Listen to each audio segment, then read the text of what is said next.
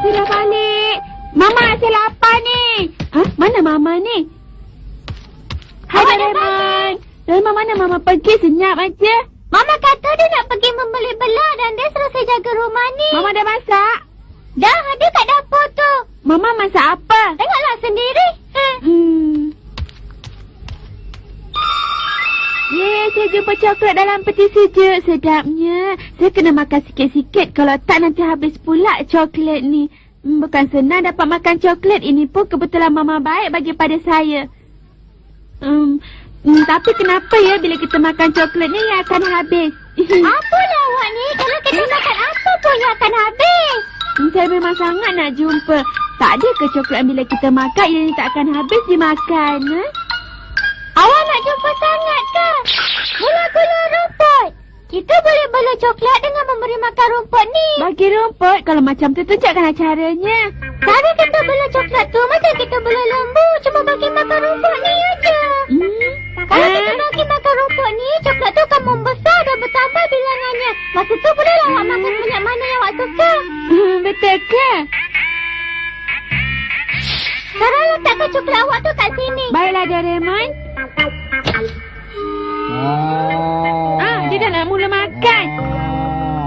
Awak dengar tak? Bunyinya macam lembu. Marilah kita gandakan bilangan coklat ni. Kita kena buat pada rumput yang besar. Tapi kita cuma ada satu aja. Apa kita nak buat ni ya Doraemon? Tak apalah, saya pinjamkan saya punya. Awak sembunyikan coklat ya? Nobita, dalam dunia ni ada tak coklat lelaki dengan coklat perempuan? Coklat saya tu gembira sebab dia dah dapat kawan. Nampaknya coklat ni membesar dengan elok. Awak pastikan rumput ni cukup ya, saya nak keluar. Saya tak percaya pula akan dapat coklat yang banyak. Kali ni puaslah saya makan coklat. Awak nak tahu tak? Kucing saya telah melahirkan anak sebanyak 5 ekor pagi tadi. Kalau burung sidik saya akan menetas, jadi jumlahnya akan bertambah banyak.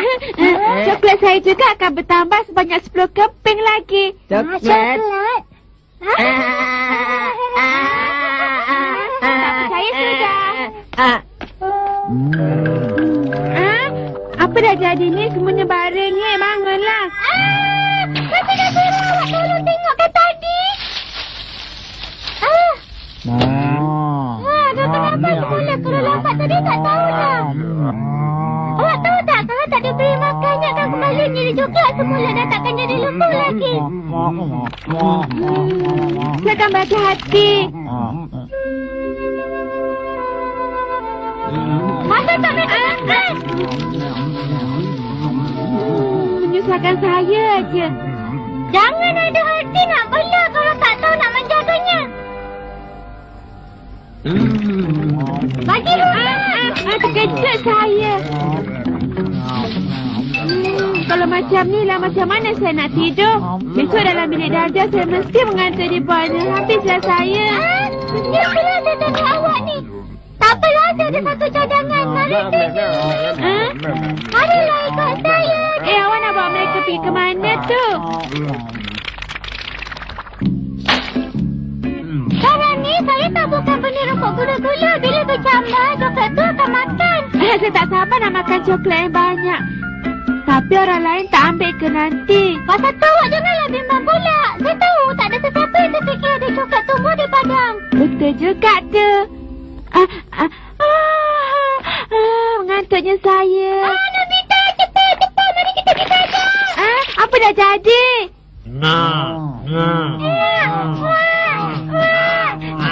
Kita berjaya. Coklat dah dapat anak. Masuk elakkan semua lalu memakannya. Tapi Doraemon, macam mana kalau hari hujan habislah coklatnya akan cair?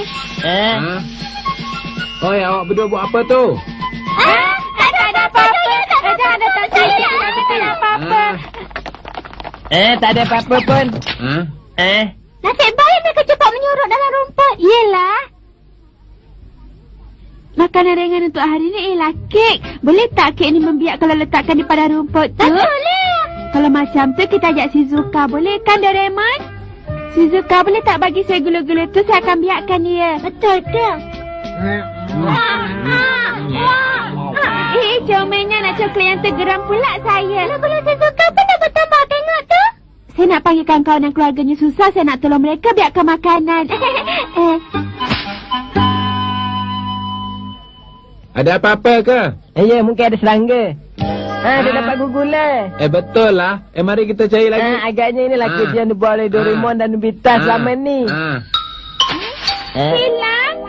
Semuanya dah hilang. Hilang? Macam mana ni? Coklat kita dah dicuri orang. Apa kita nak buat? Saya pencuri tu akan datang ke sini. Semua hilang. Apa awak nak buat dengan kek tu? Perangkap pencuri tu. Tengok, hari ni ada kek jam kacang lah. Mereka datang.